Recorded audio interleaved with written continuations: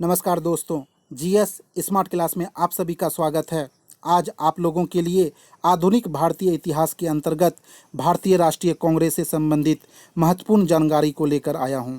आज हम लोग भारतीय राष्ट्रीय कांग्रेस को पढ़ेंगे और इनसे संबंधित सभी महत्वपूर्ण बातों को जानेंगे। अगर एग्ज़ाम में भारतीय राष्ट्रीय कांग्रेस से संबंधित प्रश्न पूछे जाते हैं तो निश्चित रूप से आप इस वीडियो को देखने के बाद आसानी से उन प्रश्नों को हल कर सकेंगे। जिन्होंने हमारे चैनल को अभी तक सब्सक्राइब नहीं किया है तो वे सब्सक्राइब कर लें और साथ में इस बेल आइकन को दबा दें ताकि आगे आने वाले नोटिफिकेशन आपको आसानी से उपलब्ध हो सके। तो दोस्तों, बिना कोई देरी किए प्रारंभ करते हैं। भारतीय राष्ट्रीय कांग्रेस की स्थापना 1885 में एक अवकाश प्राप्त अंग्रेज अधिकारी एलन ऑक्टेवियन ह्यूम के द्वारा यानी ए.ओ. ह्यूम के द्वारा किया गया। ए.ओ. ह्यूम ने भारतीय राष्ट्रीय कांग्रेस की स्थापना 1885 में किया। ये याद रखिए। और एलन ऑक्टेवियन ह्यूम का ही शॉर्ट फॉर्म है ए.ओ. ह्यूम, यानी इसे ए.ओ. ह्यूम के नाम से हम लोग ज़्यादा जानते हैं। और भारतीय राष्ट्रीय कांग्रेस की स्थापना इन्होंने ही की थी। ए.ओ. ह्यूम को 1912 ईस्वी में कांग्रेस का जनक घोषित किया गया। कांग्रेस का जनक कौन था? तो याद रखिए, कांग्रेस का जनक ए.ओ. ह्यूम था। ये 1885 से 1911 ईस्वी तक कांग्रेस के सचिव रहे। कांग्रेस के सचिव अगर पूछा जाता है 1885 से 1911 तक कौन थे, तो ए.ओ. ह्यूम थे। यानी जब तक ये जीवित रहे तब तक कांग्रेस के सचिव बने रहे। 1911 में इसकी मृत्यु हो जाती है। तो कांग्रेस का जनक हमेशा याद रखें कौन था? ए.ओ. ह्यूम। वास्तविकता यह है, ह्यूम ने 1884 में भारतीय राष्ट्रीय संघ की स्थापना की थी। इसी भारतीय राष्ट्रीय संघ का प्रथम अधिवेशन 28 दिसंबर 1885 को मुंबई स्थित गोकुलदास तेजपाल संस्कृत कॉलेज में आयोजित किया जा रहा था। नहीं, भारतीय राष्ट्रीय कांग्रेस की स्थापना कब हुई? 1885 में, जब प्रथम अधिवेशन हो रहा था। तो 1884 में क्या ताल्लुक है? तो याद रखिए, ए.ओ. ह्यूम ने जो भारतीय राष्ट्रीय संघ का निर्माण किया था वो 1884 में किया था, लेकिन इसका प्रथम अधिवेशन 1885 में हो रहा था। इसलिए कांग्रेस की स्थापना जो है 1885 होगा। आगे हम लोग और इसे विस्तार से जानेंगे। देखते हैं। इस प्रथम अधिवेशन में कुल 72 सदस्यों ने हिस्सा लिया। यह भी कई बार एग्जाम में पूछा गया है कि प्रथम अधिवेशन में कितने सदस्यों ने भाग लिया था, तो इसका उत्तर होगा 72 सदस्यों ने भाग लिया था। आइए हम लोग इसे समझने का प्रयास करते हैं कि भारतीय राष्ट्रीय संघ और भारतीय राष्ट्रीय कांग्रेस क्या डिफरेंस है। इस प्रथम अधिवेशन में दादा भाई नौरोजी के सुझाव पर भारतीय राष्ट्रीय संघ का नाम बदलकर भारतीय राष्ट्रीय कांग्रेस रखा गया। यानी जिस समय कांग्रेस की स्थापना हुई 1885 में, उस समय कांग्रेस का नाम था भारतीय राष्ट्रीय संघ।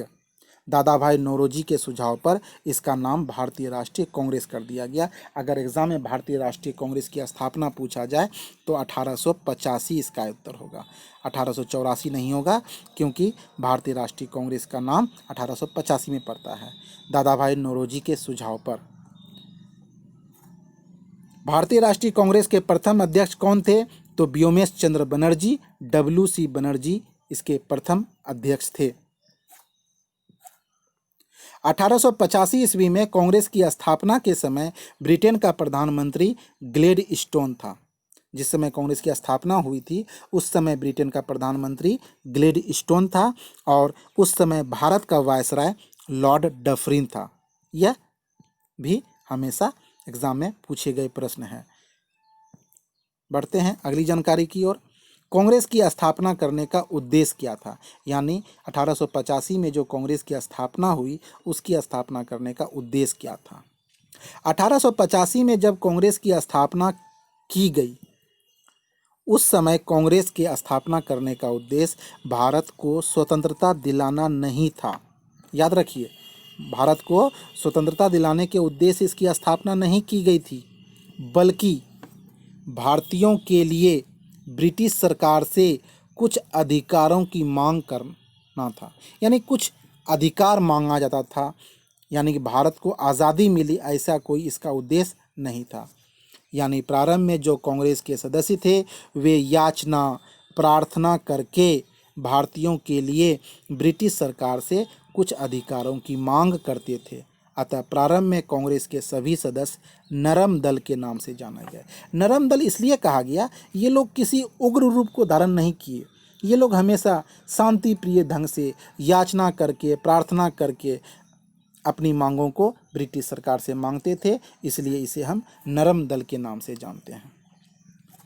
समय बीतने के साथ साथ भारतीय स्वतंत्रता संग्राम में गरम दल का उदय होता है, जिसका मानना था, यानी गरम दल का मानना था कि भारत को अधिकार मांगने से नहीं मिलेगी, याचना प्रार्थना से नहीं मिलेगी, बल्कि छीनने से मिलेगी। यानी गरम दल के जो मानने वाले लोग थे, ये लोग क्रांतिकारी विचारधारा के लोग थे। भारतीय स्वतंत्रता संग्राम में लाला लाजपत राय, बाल गंगाधर तिलक, बिपिन चंद्र पाल जैसे क्रांतिकारी विचारधारा के लोगों का आगमन हुआ। इसे भारतीय इतिहास में हम लोग गरम दल के नाम से जानते हैं। तो नरम दल और गरम दल आप लोग समझ गए कि गरम दल वैसे दल थे जो छीनने पर विश्वास करते थे, क्रांतिकारी यानी हिंसा पर विश्वास करते थे। हिंसा करने से भारतीयों को मिल सकता है ब्रिटिश सरकार से, जबकि नरम दल वाले याचना प्रार्थना पर विश्वास करते थे। बढ़ते हैं अगली जानकारी। कांग्रेस का दूसरा अधिवेशन हम लोग जानेंगे। हम लोग प्रथम अधिवेशन को देख चुके, जो बम्बई में हुआ 1885 में हुआ, जिसके प्रथम अध्यक्ष WC बनर्जी बने। अब हम लोग कांग्रेस का दूसरा अधिवेशन को देखते हैं। यह अधिवेशन कहाँ हुआ, तो याद रखें स्थान कलकत्ता में हुआ। यह किस वर्ष हुआ, 1886 में हुआ। और इसकी अध्यक्षता किसने की, तो दादा भाई नौरोजी ने की। द्वितीय अधिवेशन क्यों प्रसिद्ध है, इसे देखते हैं, इसकी विशेषता को जानने का प्रयास करते हैं हम लोग। दादा भाई नौरोजी कांग्रेस के पहली बार अध्यक्ष बने, यानी द्वितीय अधिवेशन में ही दादा भाई नौरोजी पहली बार कांग्रेस के अध्यक्ष बने थे। इस द्वितीय अधिवेशन में सुरेंद्र नाथ बनर्जी ने अपना संगठन, उसका संगठन था नेशनल कॉन्फ्रेंस, उसका विलय कांग्रेस में कर दिया। यानी कांग्रेस पार्टी जो है भारतीय राष्ट्रीय कांग्रेस में नेशनल कॉन्फ्रेंस का विलय कर दिया। नेशनल कॉन्फ्रेंस की स्थापना भारतीय राष्ट्रीय कांग्रेस की स्थापना से पहले हो चुकी थी, लेकिन सुरेंद्र नाथ बनर्जी ने उसका विलय इसमें कर दिया। लॉर्ड डफरिन के द्वारा कांग्रेस के सदस्यों को उद्यान भोजन दिया गया, यानी कि जितने भी सदस्य इसमें उपस्थित हुए थे द्वितीय अधिवेशन में, कांग्रेस उस समय भारत के वायसराय लॉर्ड डफरिन के द्वारा उन्हें भोज दिया गया था, क्योंकि कलकत्ता उस समय भारत की राजधानी हुआ करती थी। लॉर्ड डफरिन और यह अधिवेशन वहीं कलकत्ता में हो रहा था, तो लॉर्ड डफरिन ने सभी सदस्यों को भोज उपलब्ध कराया था। आगे बढ़ते हैं। कांग्रेस का तीसरा अधिवेशन जो प्रसिद्ध है और इसकी प्रसिद्धि के पीछे क्या कारण है, इसे हम जानते हैं। यह अधिवेशन तो मद्रास में हुआ। यह अधिवेशन अगले वर्ष 1887 में हुआ और इस अधिवेशन की अध्यक्षता बदरुद्दीन तैयब जी ने किया। यह अधिवेशन क्यों याद करना जरूरी है, इसे देखते हैं। पहली बार कांग्रेस का अध्यक्ष मुस्लिम बना। अगर एग्जाम में पूछा जाता है कांग्रेस का प्रथम मुस्लिम अध्यक्ष कौन था, तो इसका उत्तर होगा बदरुद्दीन तैयब जी। वह कब कांग्रेस के अध्यक्ष बने, 1887 में बने। यह अधिवेशन मद्रास में हुआ था। अगली जानकारी को हम लोग देखते हैं। कांग्रेस का चौथा अधिवेशन, यह क्यों प्रसिद्ध है। यह अधिवेशन इलाहाबाद में हुआ और वर्ष 1888 ईस्वी।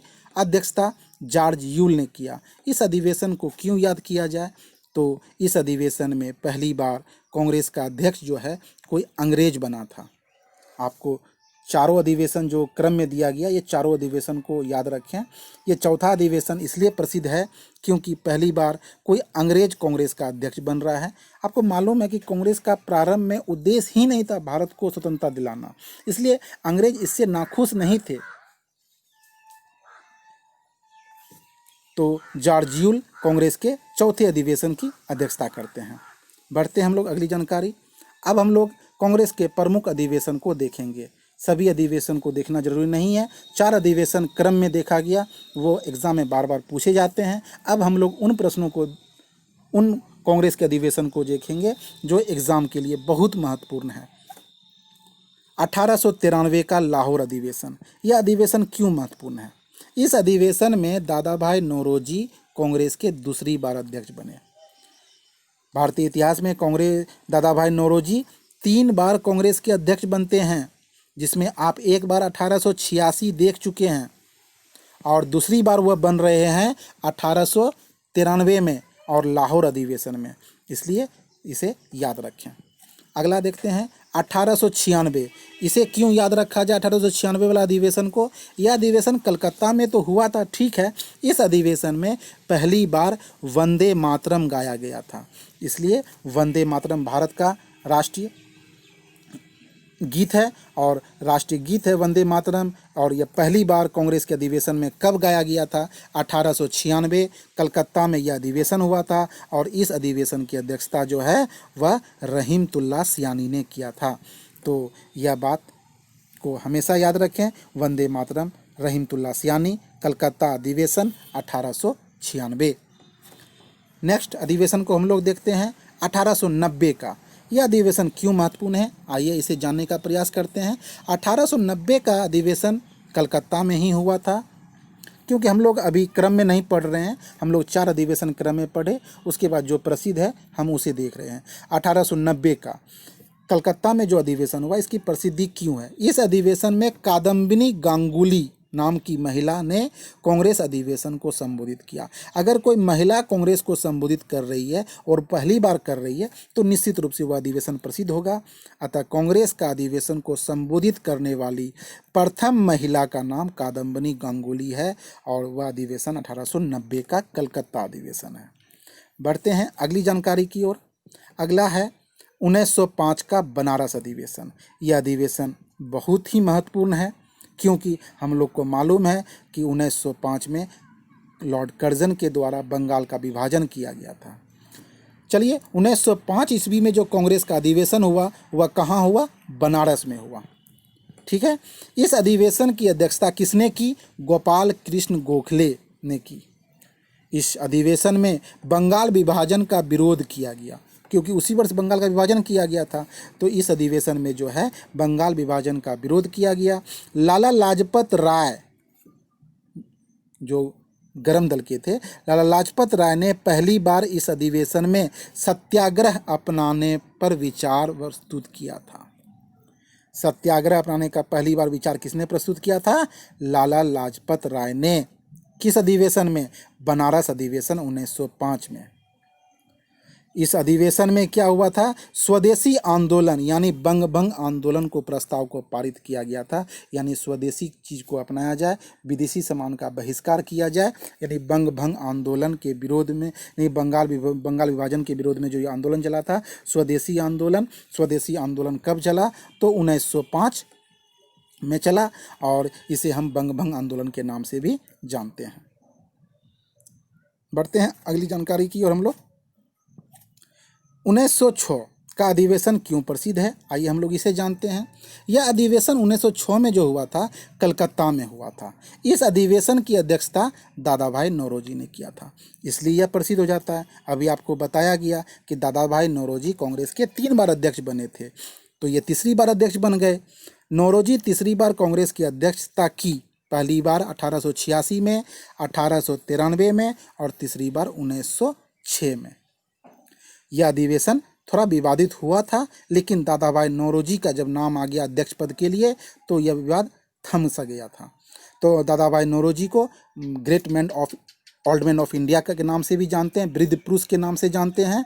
तो दादा भाई नौरोजी कांग्रेस के 3 बार अध्यक्ष बने हैं। कब कब? 1886, 1893 और 1906। 1906 का कलकत्ता अधिवेशन क्यों थोड़ा सा विवाद रहा था, इसे जानते हैं। इस 1906 के कलकत्ता अधिवेशन में नरमपंथी और गरमपंथी में पहली बार अध्यक्ष पद को लेकर के मतभेद उभरा था। तो पहली बार आप लोग नरम दल और गरम दल को समझ चुके हैं, और नरम दल और गरम दल में जो मतभेद उभरा पहली बार वह कलकत्ता अधिवेशन 1906 में ही उभरा था।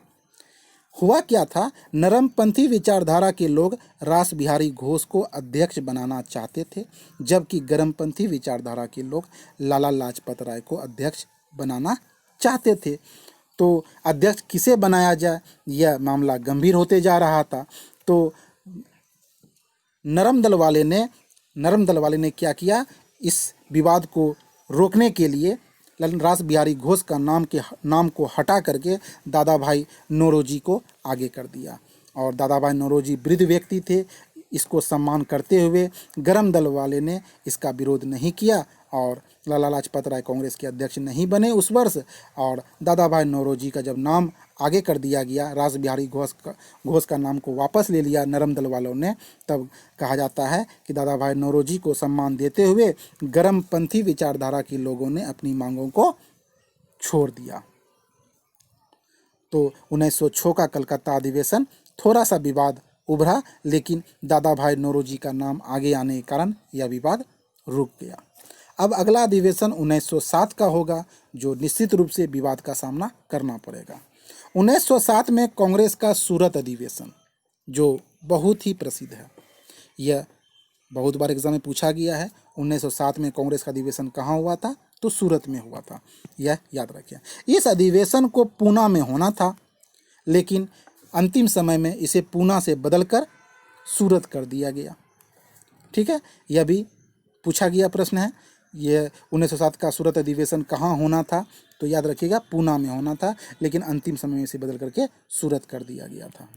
इस अधिवेशन में नरमपंथी विचारधारा के लोगों को पुनः रास बिहारी घोष को कांग्रेस का अध्यक्ष बनाना चाहा। नहीं, रास बिहारी घोष को कलकत्ता अधिवेशन में अध्यक्ष बनाने का नाम प्रस्ताव में रखा गया, लेकिन वापस ले लिया गया था। लेकिन 1907 में इसके नामों को फिर से रखा गया।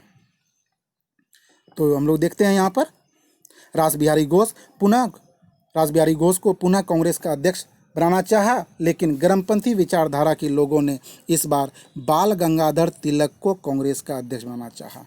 इस बार ये लोग अडिग हो गए कि बाल गंगाधर तिलक ही कांग्रेस के अध्यक्ष बनेंगे, जो गरम दल विचारधारा के थे।